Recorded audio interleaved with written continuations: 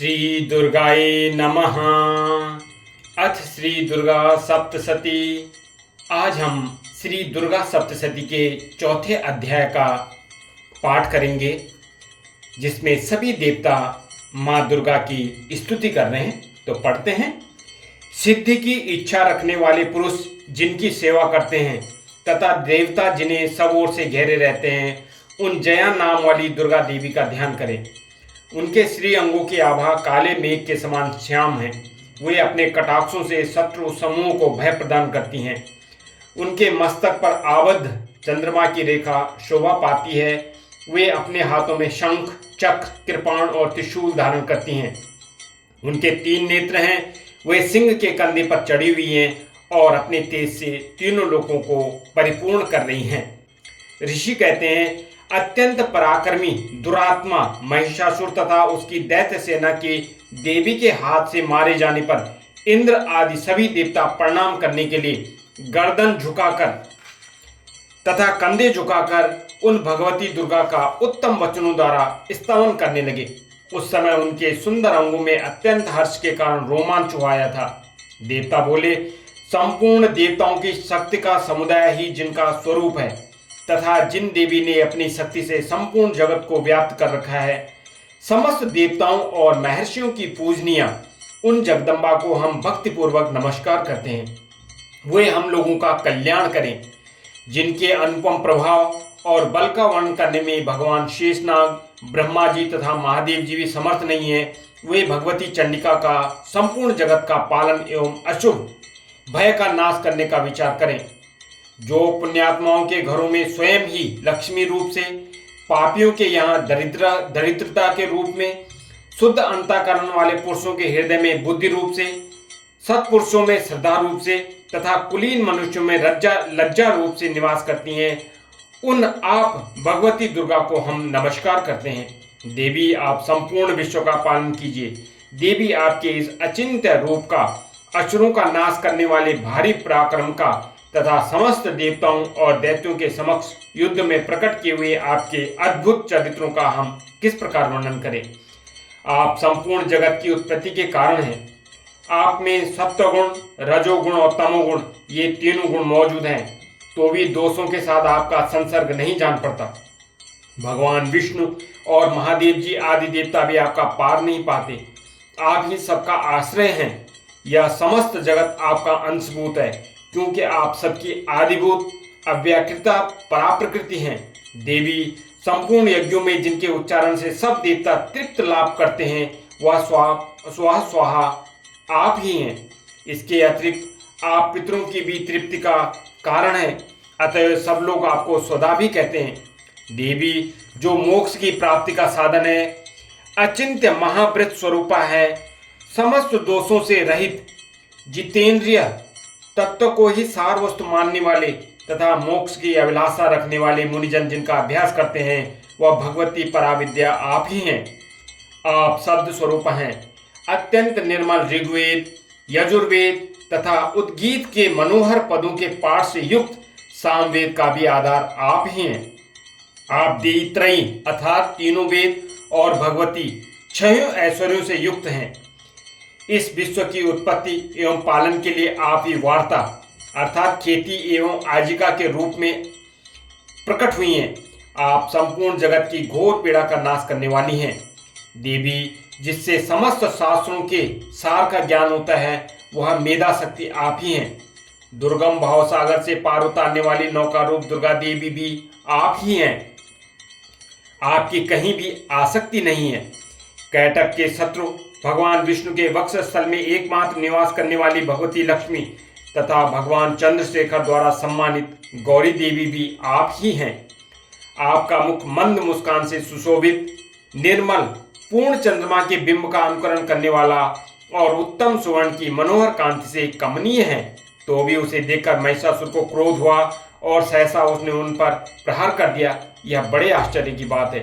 देवी, वही मुख जब क्रोध से युक्त होकर उदय काल के चंद्रमा की भांति लाल और तनी हुई भौहों के कारण विकराल हो उठा, तब उसे देखकर जो महिषासुर के प्राण तुरंत ही नहीं निकल गए। यह उससे भी बढ़कर आश्चर्य की बात है, क्योंकि क्रोध में भरे हुए यमराज को देखकर भला कौन जीवित रह सकता है। देवी, आप प्रसन्न हो। परमात्मा स्वरूपा आपके प्रसन्न होने पर जगत का अभ्युदय होता है और क्रोध में भर जाने पर आप तत्काल ही कितने कुलों का सर्वनाश कर डालती हैं। यह बात अभी अनुभव में आई है, क्योंकि महिषासुर की विशाल सेना क्षण भर में आपके कोप से नष्ट हो गई है।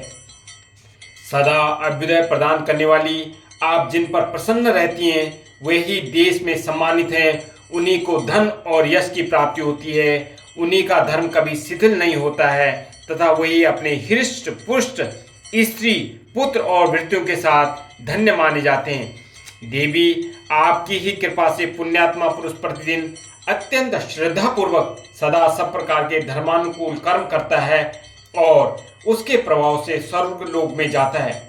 इसलिए आप तीनों लोकों में निश्चय ही मनोवांछित फल देने वाली हैं।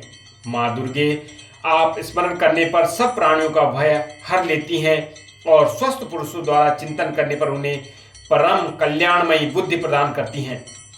दुख, दरिद्रता और भय हरने वाली देवी, आपके सिवा दूसरी कौन है जिसका चित्त सबका उपकार करने के लिए सदा ही दयार्द्र रहता है। देवी, इन राक्षसों के मारने से संसार को सुख मिले तथा ये राक्षस चिरकाल तक नरक में रहने के लिए भले ही पाप करते रहे हों, इस समय संग्राम में मृत्यु को प्राप्त होकर स्वर्गलोक में जाएं, निश्चय ही यही सोचकर आप शत्रुओं का वध करती हैं। आप शत्रुओं पर शस्त्रों का प्रहार क्यों करती हैं? समस्त असुरों को दृष्टिपात मात्र से भस्म क्यों नहीं कर देती? इसमें भी एक रहस्य है। ये शत्रु भी हमारे शस्त्रों से पवित्र होकर उत्तम लोकों में जाएं। इस प्रकार उनके प्रति भी आपका विचार अत्यंत उत्तम रहता है। खड्ग के तेज पुंज की भयंकर दीप्ति से तथा आपके त्रिशूल के अग्रभाग की घनीभूत प्रभा से चौंधिया कर जो असुरों की आंखें फूट नहीं गई, इसके कारण यही था कि वे मनोहर रश्मियों से युक्त चंद्रमा के समान आनंद प्रदान करने वाले आपके सुंदर मुख का दर्शन करते थे। देवी, आपका शील दुराचारियों के बुरे बर्ताव को दूर करने वाला है। साथ ही यह रूप ऐसा है जो कभी चिंतन में भी नहीं आ सकता और जिसकी कभी दूसरों से तुलना भी नहीं की जा सकती। तथा आपका बल और पराक्रम तो उन दैत्यों का भी नाश करने वाला है जो कभी देवताओं के पराक्रम को भी नष्ट कर चुके थे। इस प्रकार आपने शत्रुओं पर भी अपनी दया ही प्रकट की है। वरदायिनी देवी, आपके इस पराक्रम की किसके साथ तुलना हो सकती है तथा शत्रुओं को भय देने वाले एवं अत्यंत मनोहर ऐसा रूप भी आपके सिवा और कहाँ है? हृदय में कृपा और युद्ध में निष्ठुरता, ये दोनों बातें तीनों लोकों के भीतर केवल आप में ही देखी गई हैं। माता, आपने शत्रुओं का नाश करके इस समस्त त्रिलोक की रक्षा की है। उन शत्रुओं को भी युद्ध भूमि में मारकर स्वर्गलोक में पहुंचाया है तथा उन मत्त दैत्यों से प्राप्त होने वाला हम लोगों के भय को दूर कर दिया है। आपको हमारा नमस्कार है। देवी, आप शूल से हमारी रक्षा करें। अंबिके, आप खड्ग से भी हमारी रक्षा करें तथा घंटा की ध्वनि और धनुष की टंकार से भी हम लोगों की रक्षा करें। चंडिके, पूर्व पश्चिम और दक्षिण दिशा में आप हमारी रक्षा करें तथा ईश्वरी, अपने त्रिशूल को घुमाकर आप उत्तर दिशा में भी हमारी रक्षा करें। तीनों लोकों में आपके जो परम सुंदर एवं अत्यंत भयंकर रूप विचरते रहते हैं, उनके द्वारा भी आप हमारी तथा इस भूलोक की रक्षा करें। अंबिके, आपके कर पल्लवों में शोभा पाने वाले खड्ग, शूल और गदा आदि जो अस्त्र हों, उन सब के द्वारा आप सब ओर से हम लोग की रक्षा करें। ऋषि कहते हैं, इस प्रकार जब देवताओं ने जगन माता दुर्गा की स्तुति की और नंदवन के दिव्य पुष्पों एवं गंध चंदन आदि के द्वारा उनका पूजन किया, फिर सबने मिलकर जब भक्ति पूर्वक दिव्य धूपों की सुगंध निवेदन की, तब देवी ने प्रसन्न वदन होकर प्रणाम करते हुए सब देवताओं से कहा। देवी बोली, देवताओं, तुम सब लोग मुझसे जिस वस्तु की अभिलाषा रखते हो उसे मांगो। देवता बोले, भगवती ने हमारी सब इच्छा पूर्ण कर दी, अब कुछ भी बाकी नहीं, क्योंकि हमारा यह शत्रु महिषासुर मारा गया। महेश्वरी, इतने पर भी यदि आप हमें और वर देना चाहती हैं तो हम जब जब आपका स्मरण करें तब तब आप दर्शन देकर हम लोगों के महान संकट दूर कर दिया करें तथा प्रसन्न मुख अंबिके, जो मनुष्य इन स्तोत्रों द्वारा आपकी स्तुति करे उसके वित्त समृद्धि और वैभव देने के साथ ही उसकी धन और स्त्री आदि संपत्ति को भी बढ़ाने के लिए आप सदा हम पर प्रसन्न रहें। ऋषि कहते हैं, राजन, देवताओं ने जब अपने तथा जगत के कल्याण के लिए भद्रकाली देवी को इस प्रकार प्रसन्न किया तब वे तथास्तु कहकर वहीं अंतर्धान हो गई। भोपाल, इस प्रकार पूर्व काल में तीनों लोकों का हित चाहने वाली देवी जिस प्रकार देवताओं के शरीरों से प्रकट हुई थी वह सब कथा मैंने कह सुनाई।